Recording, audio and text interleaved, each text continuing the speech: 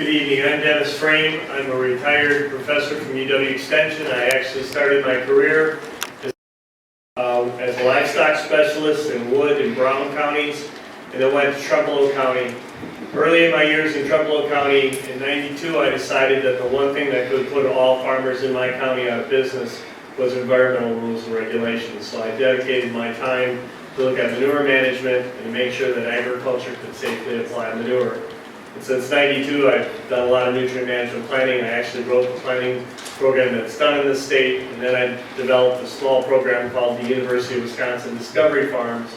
Through that program, we evaluate edge of field losses for nitrogen, phosphorus, and sediment.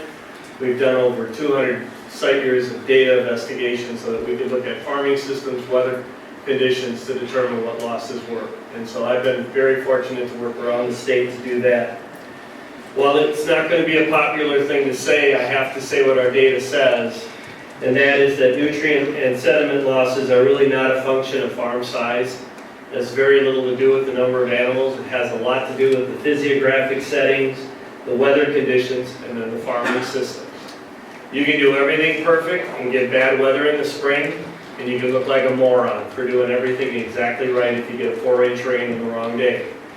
You can also have the wrong type of tillage and the wrong type of practices in a particular setting, and you can have large losses.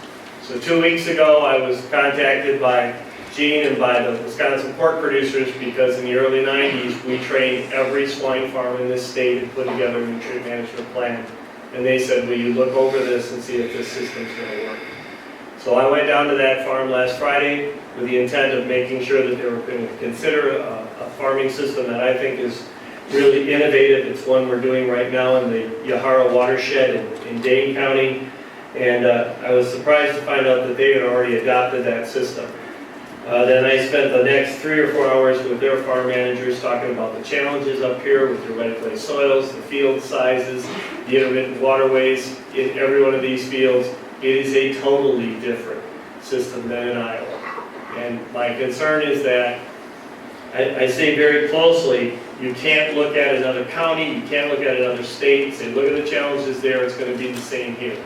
Every county, every field, every location has unique challenges, and you're going to have unique challenges.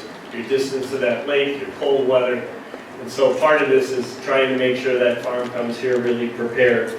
I want to tell you that I think are positive.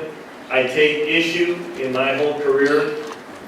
I will never allow the farmers of this state that I work with and I represent to call manure a pollutant or a waste. Manure is a valuable resource. It has to be used as such. Can it be a pollutant?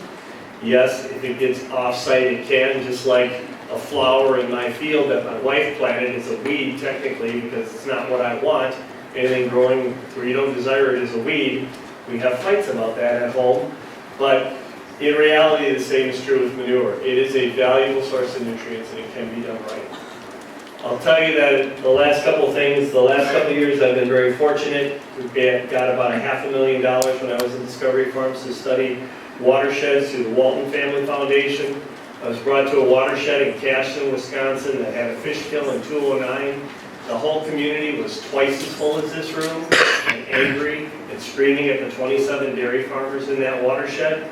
They all said they were all dumping raw manure into that stream. I studied that stream for the last 5 years. I'm sure you all know this, but the state goals for phosphorus loss in streams is 70 micrograms or 70 parts per billion. For the past 4 years, that stream is about half. The phosphorus concentration in that stream is half of that level. Farmers in that watershed are doing an extremely good job, and I still can't convince the non-farm public that the problems in that lake aren't related to current agricultural practices, but they're related to past. So sometimes what we think is happening is not what's happening. The whole Discovery Farms program is to find out exactly the sources, make sure we know them, make sure we address them, because most people in agriculture today, the vast majority, are concerned about groundwater quality and surface water quality. So that's kind of my role, to make sure that no matter what happens, that they have a plan and they have it implemented to a very protected state.